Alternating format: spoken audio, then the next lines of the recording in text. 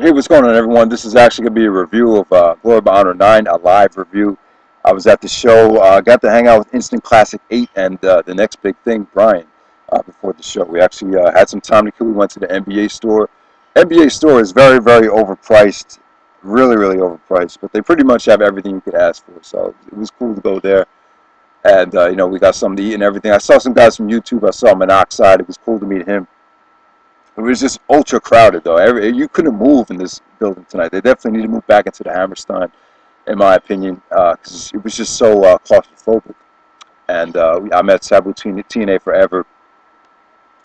Who else did I meet tonight? I think that's pretty much it. Oh, Y2AFW, who came in from Texas. His real name is Clay, as most of you guys know. He's a really, really cool guy. But, this show was not amazing to me. I think, like some people are saying, it wasn't a spectacular show. It was still a great show. I would say it's like going to be like an 8.0, 8.25 on that level. I think the expectations were so high for Death Before Dishonor. I mean, expectations were so high after the Death Before Dishonor 8 pay-per-view that it was just impossible to live up to those expectations. Everything pretty much kind of like slightly under-delivered or pretty much exactly met the expectations, which still equaled a great show. So. All right, first up, we had Kenny King taking on Jay Briscoe. A very, very solid matchup here. Now, a lot of people were pissed off with the Briscoe singles matches, but at the same time, I think this will work better in the long run. I mean, ROH's tag division is not really, stacked right now, so I think it's kind of smart to save some of the bigger tag team attraction matches for the future. But honestly, big pay-per-view like this, I think it would have worked a lot better just to have a tag match, but Kenny King and Jay Briscoe put on a very, very solid match. Kind of ended a little bit too soon, but there were some awesome things going on in this match. Kenny King looked really, really impressive. He pulled out a lot of nice stuff. He's definitely improved. Jay Briscoe actually dropped Kenny King on his head.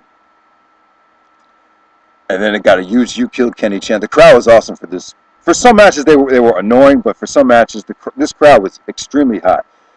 But yeah, so next we have Mark Briscoe and Rhett Titus. Rhett Titus looked very, very good in this match. I agree with Monoxide about that. He looked very impressive. Mark Briscoe pulled off I think like a corkscrew moonsault from the outside. That was a nice spot. I mean, nice solid singles matches here. You can't really complain. They didn't blow anyone away, but they were still pretty solid though. So next up, we actually had the Embassy match. We had Necro Butcher and Eric Stevens taking on Boss Mahoney, and what's his name? Grizzly Redwood. Boss Mahoney got a huge ovation as always. Really got the crowd into it. A lot of old school ECW fans were there, so that's probably why they enjoyed it. But yeah, this match is your typical Embassy match. A lot of people are complaining about this. Just not a good showcase match. Just nothing that we haven't seen before. And right from there, we move into Kevin Steen and El Generico versus Kevin Steen and Steve Corino versus Colt Cabana and El Generico. A phenomenal match. Match of the night, in my opinion. This is great stuff. The dog collar match. Wow, I think the dog collar stipulation really added a lot. Now, I didn't have great seats for this show, so don't expect a great review here. I mean, it was great, man. I mean, they pulled off a lot of things. They couldn't be really vicious with each other because of the steel chair. Like, they're not allowed to use steel chair shots anymore. To my knowledge, I know Kevin Steen got fined at Final Battle or something like that. So, I mean, but they still did a lot of cool things in this match. There was an awesome spot where Steen actually threw Cabana into the table from the top turnbuckle with the chain. That looked sick. I mean, it was great stuff. I can't remember a lot about this match. I know Colt Cabana was actually tied up at one point, and then the stream died for some people. Now, that's the thing. I heard the Gold Fight live stream was bad for this show, and I'm sorry about that, but that Gold Fight live stream, it sucks in my opinion. It could be a lot better. I hope one day Ring of Honor gets on a live pay-per-view deal where we could just watch it on our TVs. I think everyone wants that. So, well, yeah, that kind of sucks. But yeah, this match, I had a tough time seeing it. I just didn't have very good seats for this show. People were always standing up. It was just tough to see a lot of stuff. But yeah, I mean, it was a brutal match, and it was definitely added a lot to the storyline. El Generico actually had his mask ripped off by Kevin Steen, so that was pretty good. I mean, it kind of leaves you. The great thing about this match, it kind of leaves you with like, wow, what's going to happen next? Because just when you thought this feud was coming to an end, they added another dimension to it. So that was really good stuff. I have no complaints. Match of the night, great stuff. Then after intermission, we got right into Davari. Best part of the show, highlight of the show for the crowd and for just like a feel-good moment. Jim Cornette kind of set up the fact that Davey Richards was officially going to be retiring, and then all of a sudden he said, now Davey Richards has re-signed with Ring of Honor, a new contract. Awesome. I mean, I think that's awesome. I mean, I can't tell you how great that is. Davey's going to be sticking around. I think they really need him. He's still very, very young. He's only 27 years old. I still think he has enough time to go to paramedic school. I mean, to my knowledge, I think Davey was actually planning on trying to get the degree or whatever it was and wrestle at the same time, trying to come up with a way to get it done at the same time. But yeah, the fact that he's going to be with Ring of Honor, great, he's going to get a title shot at Final Battle. Probably the highlight of the show for a lot of people right there. And then we had Eddie Edwards versus Davari. Very, very short, not an amazing match. I mean, Davari pretty much brought nothing to the table. Eddie Edwards was madly over. He's gotten a lot of respect in New York City after the ladder war last year. So, yeah, I mean, this was short, sweet. It got to the point. I thought the action was pretty good from Eddie Edwards' offense. I mean, Eddie Edwards' offense really, was the highlight of this match. I mean, he looked very impressive. And like I said, I think, he's definitely going to be a contender for the Ring of Honor World title. I think a lot sooner than people think. So, all right, next up we had Austin Aries and Christopher Daniels, an insanely hot crowd. Aries cut a very, very hilarious promo before the match, talking about how Aries is not really relevant anymore, just like CDs, and talked about how his initials were CD. As most of you guys know, that was a very, very funny intro promo by Austin Aries. Austin Aries is probably a little bit more over than Christopher Daniels. Was pretty much the favorite in this match. But yeah, I mean, they kind of had a disappointing match. It wasn't, I wouldn't say this was the best match that they've ever had.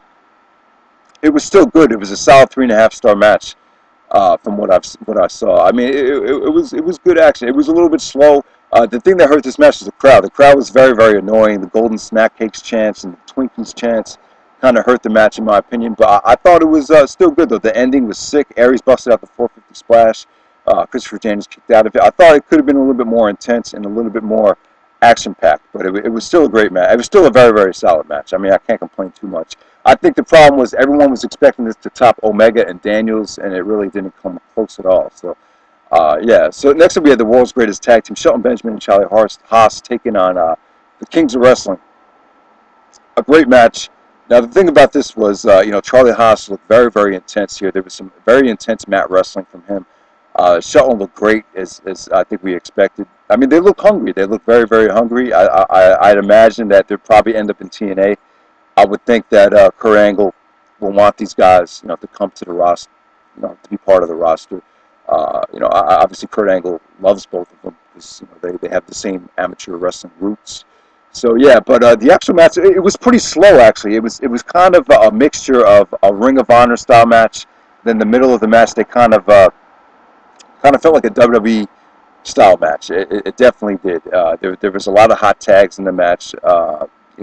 Hero and Claudio, they didn't look ultra impressive. They busted out their usual stuff. They actually cheated, brought out the elbow pad, and I mean it was a good match, but it just didn't blow me away. It just didn't. But it was still a great match. Though I would say Shelton busted out some cool things. When Shelton goes up for the suplex where he just jumps up onto the top rope and suplexes the guy, he does that better than anyone in the business, even Kenta. I just think it's phenomenal when he does that. It's definitely one of the coolest things you can see live. I had never seen that spot live, so that was very, very enjoyable to see. It's still a great match there. Claudio looked very impressive, as he always does, and there was a lot of intensity. I thought the intensity made up for the lack of action. That's how I will kind of put it. Next up, we had Roderick Strong versus Tyler Black for the Ring of Honor World title. Surprisingly, I thought Tyler Black had a little bit more support than I was anticipating. I expected them to shit all over him. I expected this to be one night stand John Cena heat, but it really didn't reach that level. Roderick wasn't insanely over. I mean, you kind of got the feeling like a lot of people really didn't give a shit about Roderick Strong here. I mean, they just wanted to see somebody take the belt off of Tyler Black, and that's exactly what happened. I mean, it was a little bit too predictable. It wasn't really. They didn't provide us with that huge aftermath that a lot of people were expecting. I think a lot of people probably wanted Tyler to retain the belt, and then hopefully something epic will happen after the match. Like maybe Bryan Danielson will make an appearance, or maybe somehow Christopher Daniels would come out or something like that. But it was tough. It would have been tough to book some kind of like wacky aftermath for this match. But the actual match was good though. You know, they packed in a lot of action into maybe 15 or 17 minutes. There's a lot of great stuff in this match. I mean, the buckle bomb spot was cool with you know, Tyler doing the buckle bomb to Roderick and Roderick no selling it, and then Tyler just giving it to him again. That was great stuff. A beautiful counter to the God's Last Gift with Roderick countering it into like a backbreaker. A lot of good action in this match. But you know, I just think it could have went a little bit longer. It wasn't a spectacular match, but it was still good. Still good. I'll probably say the Super Card of Honor match was better. And then we had Homicide who came out. Homicide coming out really an awesome moment, an awesome entrance. But at the same time, it's just kind of like when he came out, it was kind of like, what now? You know, it was kind of like nothing really happened. Like you really want to expect Homicide to start brawling with somebody or something like that. I'm running out of time. About to play some pickup basketball. Got people coming to the park. They probably going to ask why the fuck am I on a laptop talking in front of a computer. But yeah. Yeah, I'm sorry this wasn't the best review. I had tough seats. I wasn't feeling good all night, but it's still a great show, though, you know.